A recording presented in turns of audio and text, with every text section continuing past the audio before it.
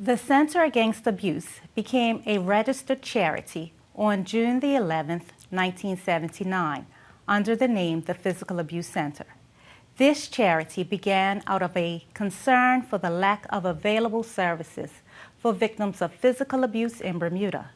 And the services at that time included the first hotline and counseling dedicated specifically for victims of abuse. The founders saw a need for a safe house for women and their children who needed to escape abuse in the home, and the first safe house opened in October 1979 under this charity and still remains the only safe house on the island. It is important that we have a safe house, as studies have shown that access to a safe house leads to a 60 to 70% reduction in incidence and severity of reassault during the 3 to 12 month follow-up period, compared to women who did not have access to a safe house.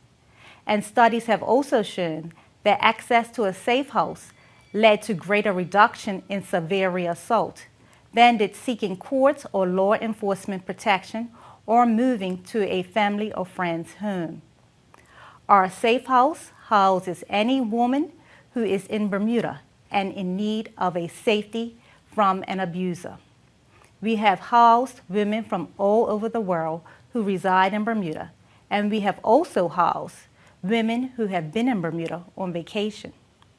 Our Safe House program provides all the comforts of home. That includes food, clothing, and all the amenities that are in a home, along with group and individual counseling for the mothers, counseling for the children, and also individualized service plans based on the specific needs of our clients. Our Safe House program ensures that when our clients leave, they move into a secure home and are working on living abuse-free lives. We maintain contact with these clients for numerous years to ensure that we always keep the lines of communication open with them, should they or someone they know need our services in the future.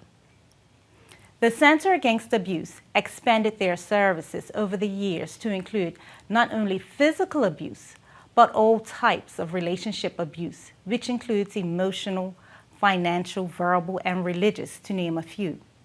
Our services were also extended beyond the victim and witnesses to include the perpetrator in order to make our approach to domestic violence more comprehensive.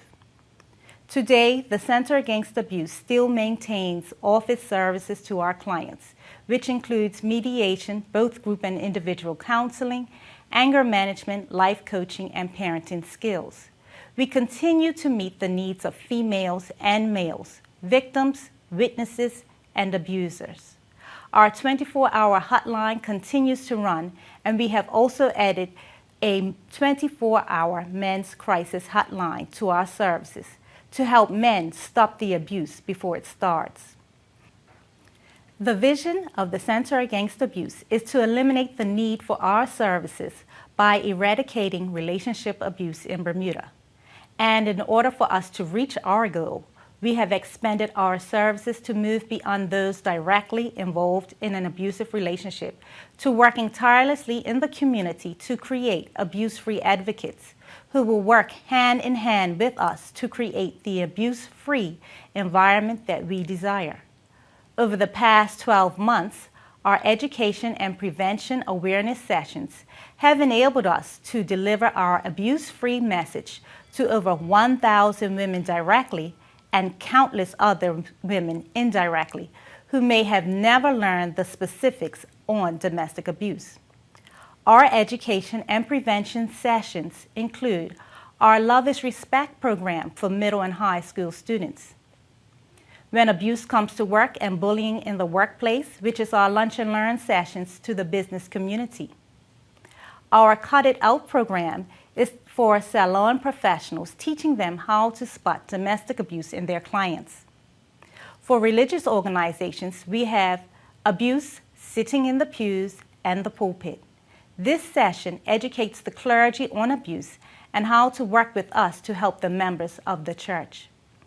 Our newest program, Screening for Domestic Violence, is delivered specifically to those in the healthcare industry to encourage them to screen female patients for domestic abuse. We also support teen mothers at the Teen Services Program here in Bermuda, and we also conduct regular radio and television spots which help us to connect with the wider community and provide education on relationship abuse. The future plans of the Center Against Abuse include working more closely with all of our stakeholders and helping them to understand domestic abuse and the part they play in eliminating this crime in Bermuda. We will be delivering a new program to the police recruits entitled Domestic Peace, which will provide information on how to bring peace to a violent situation. And we also are developing a new training program for judges that will assist them in understanding the dynamics of domestic abuse. Also on our to-do list is a meeting with the Attorney General to discuss two topics: allowing victims of domestic abuse who have to provide court testimony to do so via video conferencing to reduce the intimidation, fear, and threat of seeing the abuser face-to-face. And we also want to speak with the Attorney General on adopting the Quincy model in Bermuda, as we currently treat domestic abuse as domestic disputes rather than domestic violence. We also endeavor to partner with an overseas safe house facility, which will be able to house our extremely high-risk women and their children who need to leave the island for their safety.